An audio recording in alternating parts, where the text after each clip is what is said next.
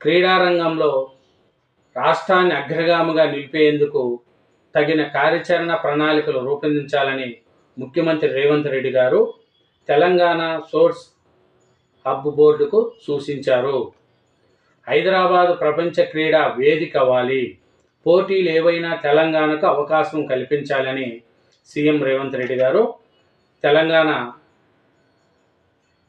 Sports hub board తొలి సమావేశంలో రేవంత్ రెడ్డి గారు చెప్తున్నారండి.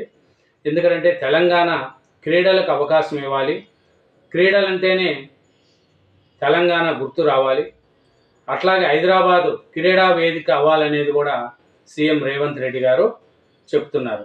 ఏమిటంటే క్రీడారంగం అభివృద్ధికి నిధులు, నిపుణులు, నిర్వహణ అవసరమైనందునే బోర్డులో కార్పొరేట్ ప్రముఖులకు, క్రీడాకారులు, క్రీడా నిర్వాహకులకు చోటు కల్పించామనేది కూడా మన రేవంత్ రెడ్డి గారు చెప్తున్నారు.